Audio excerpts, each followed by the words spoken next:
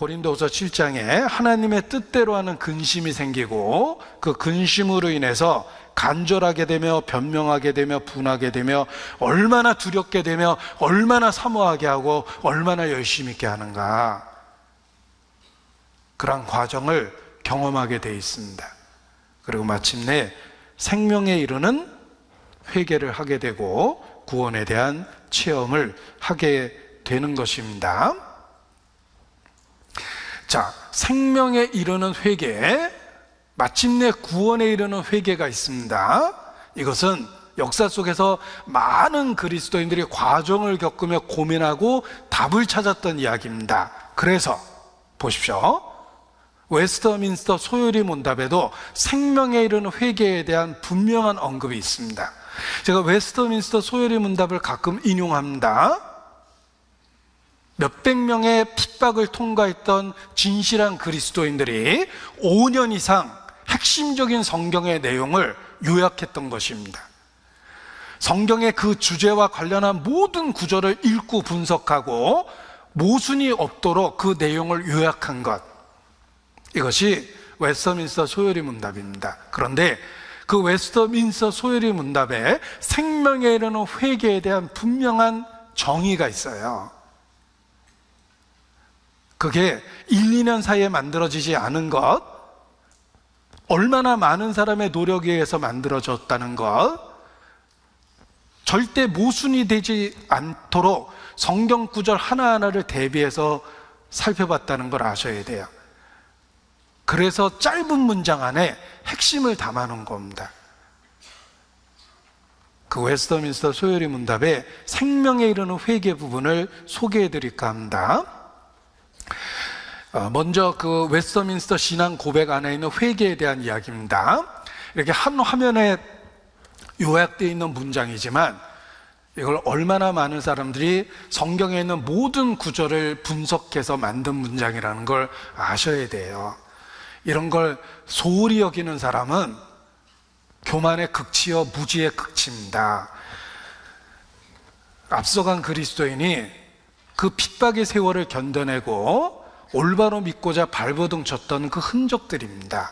도대체 생명에 이르는 회개와 구원이 무엇일까를 한 문장 속에 요약해 놓은 거예요. 제가 일단 읽어드립니다.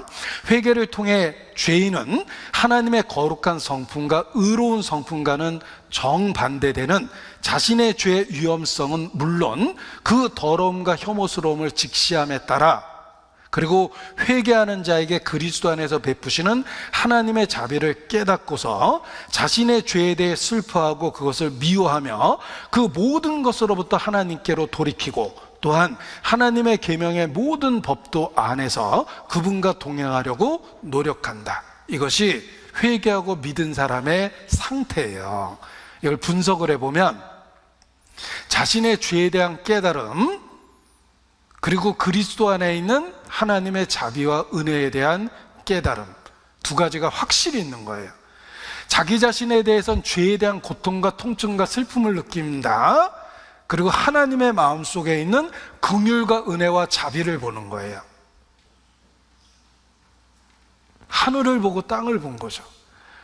처절하게 지옥까지 떨어지는 죄를 보고 그럼에도 불구하고 인간을 구원하시려는 하나님의 자비를 함께 보니까 돌이키고 믿게 되는 거예요. 그것이 생명에 이르는 회개입니다. 그래서 하나님의 거룩한 성품과 의로운 성품과 정반대되는 자신의 죄를 깨닫는다는 거예요. 그것만 깨닫는 게 아니죠. 회개하는 자에게 자비를 베푸는 하나님의 긍휼을 깨달아요. 그래서 죄를 깨닫고 하나님께 돌이키게 된다. 아까 회개에는 후회와 돌이킴이라는 두 단어가 들어있다고 그랬죠. 슬퍼하고 미워하고 그리고 돌이켜요. 이게 구원 얻는 상태입니다. 보십시오. 웨스터민스터 소요리 문답에 제87문입니다. 생명에 이르는 회개는 무엇인가요? 딱 질문으로 나와 있죠. 생명에 이르는 회개는 무엇인가요? 성경에 있는 많은 구절들을 요약한 내용입니다. 생명에 이르는 회개는 곧 구원 얻는 은혜인데, 이로 말미암아 죄인이 자기의 죄를 참되게 느낍니다. 또한 그리스도 안에서 하나님의 긍휼하심을 깨달아 자기의 죄를 슬퍼하고 미워합니다. 그리고 죄에서 떠나 하나님께로 돌아서며 새롭게 순종하기로 굳게 결심하고 지속적으로 힘써 순종하는 것입니다. 이것이 생명에 이르는 회개입니다.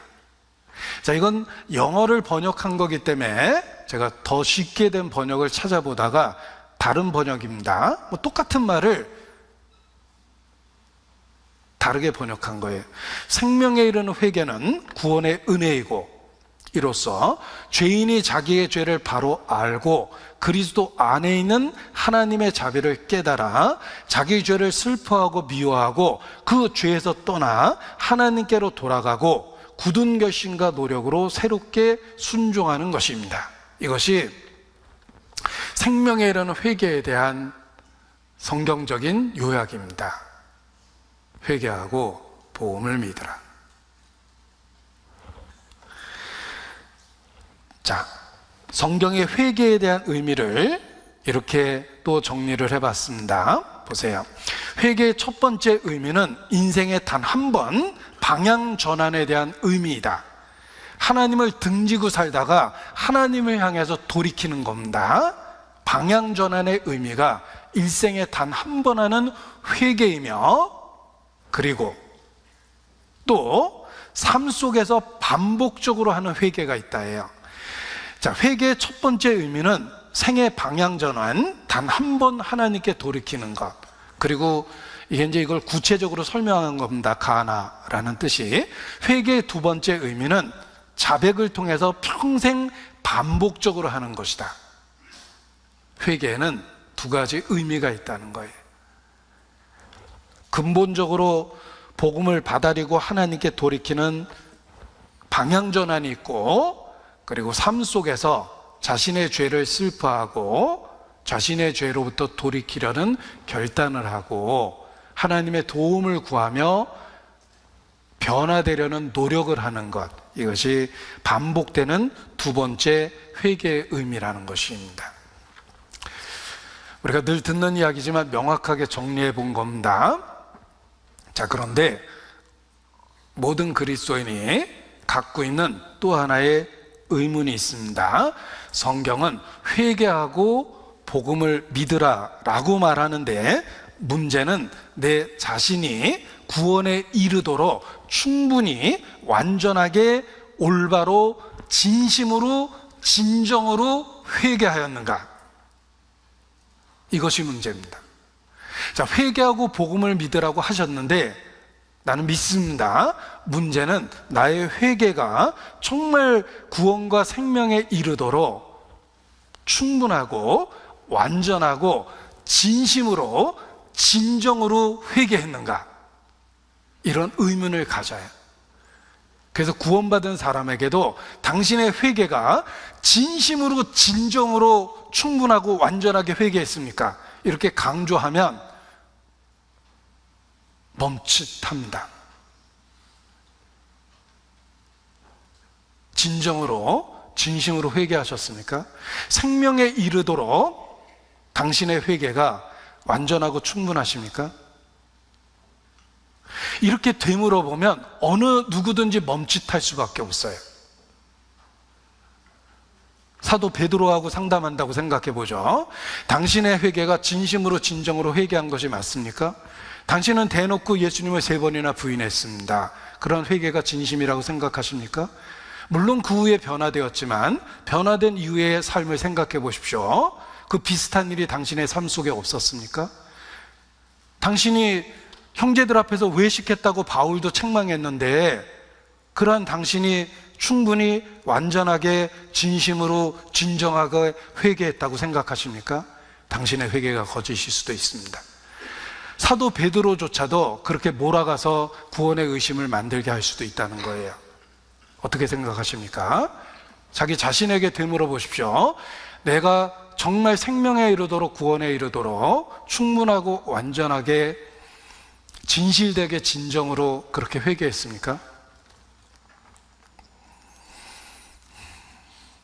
성경이라는 완전한 기준을 갖고 보면 우리는 금방 나의 회개와 회심에 문제가 있다는 걸 알게 됩니다. 나는 여전히 죄성을 갖고 유혹을 받고 있으며 내가 살고 있는 이 세상은 나를 흔들어 놓을 정도로 때로 강렬하게 나를 유혹하기도 하며 사탄은 우는 사자처럼 끈질기게 나에게 달라붙고 으르렁거립니다. 정말 그러한 연약한 내가 충분하고 완전하게 진실되고 진정되게 회개했다고 생각하십니까? 마르틴 루터 사제였습니다. 그가 왜 구원의 의심에 오랫동안 시달렸는가? 제가 지금 했던 질문을 똑같이 했던 거예요. 자신의 회개가 충분하고 완전하다는 확신이 없었어요. 루터는 자기가 충분하게 회개한 것 같지 않았어요. 말씀을 읽는 그 순간, 아니 주님을 위해서 금식하는 순간에도 자기는 유혹에 시달렸어요. 이러한 내가 정말 완전하고 진실되게 회개했을까? 거의 돌아버릴 정도로 고민을 하고 고통을 받기 시작합니다. 내가 정말 생명에 이르는 회개를 했을까? 루터가 얼마나 고민했는지 모릅니다. 그러다가 답을 얻었어요. 루터가 했던 말을 제가 인용해 봅니다. 종교개혁자 루터도 거듭나기 전에 자신이 충분히 회개한 것 같지 않아서 고민하고 고통을 받았습니다. 결국 믿음으로 답을 얻은 루터는 모든 구도자에게 이같이 조언합니다. 루터가 했던 말입니다. 우리는 우리의 관심을 우리 자신, 곧 우리의 회개, 슬픔, 고백 등에서 벗어나서 그리스도를 통해서 우리에게 주시는 용서의 말씀에만 집중해야 한다. 내가 완전하게 회개했는가라는 곳에 구원의 확신을 걸면 안 돼요. 대번에 흔들려 버립니다. 내가 충분하게 진실되게 진정으로 회개했는가에 구원의 근거를 걸면 한 번에 넘어져 버립니다. 우리는 여전히 유혹을 받고 여전히 죄성 가운데 있고 여전히 세상에 있기 때문에 그래요. 탕자의 비유를 생각해 보십시오. 탕자가 고통 속에 돌이켰어요. 아버지에게로 돌아가자 결단하고 길을 나섰습니다. 자, 누가복음 15장 20절, 이에 일어나서 아버지께로 돌아가니라. 아직도 상거가 먼데 아버지가 저를 보고 측은히 여겨 달려가 목을 안고 입을 맞추니. 자, 탕자는 돌이켰습니다. 후회하고 돌이켰죠? 회개했어요. 그리고 아버지께 돌아오고 있는데 아직도 상거가 멉니다. 아버지께 갈 길이 멀어요. 그런데 놀라운 건 아버지가 5가지를 하셨어요. 아버지가 5가지를 하셨습니다. 저를 보고 측은히 여겨 달려가 목을 안고 입을 맞췄어요. 아직도 상거가 먼데 아버지가 달려왔어요. 여러분, 내가 진정으로 진심으로 회개해서 구원을 받으려면 아직도 상거가 멀어요. 생명에 이르는 회개에 다다르기가 어려워요. 그런데 그리스도는 나의 불안정까지 포함해서 내게 달려오신 거예요. 내가 있는 그 상태 그대로 나를 받아주실 수 있도록 자신의 끔찍한 죽음을 통해서 내가 있는 그곳까지 달려온 거예요. 아버지가 저를 보고 측은히 여겨 달려가 목을 안고 입을 맞췄다라는 모습이 십자가에 죽으신 예수님의 모습이에요. 내가 있는 그곳까지 달려오신 거예요. 아직도 거리가 너무 멀리 떨어져 있고 나의 회개가 불충분하다고 생각한 그곳까지 달려와서 기꺼이 나를 받아주신 거예요. 신을 신기고 옷을 입히고 너는 내 아들이라. 우리의 불완전하고 불충분한 그곳까지 그리스도가 달려오셨다는 걸 기억하셔야 됩니다. 그래서 구원의 확신이 생긴 거예요. 나의 회개가 완전해서가 아닙니다. 진심으로 진정으로 회개해서가 아니에요. 나는 그리스도만을 붙잡고 의지하기 때문에 나의 불완전함까지 포함해서 있는 그곳에서 나를 그냥 그대로 받아주신 것이 십자가입니다.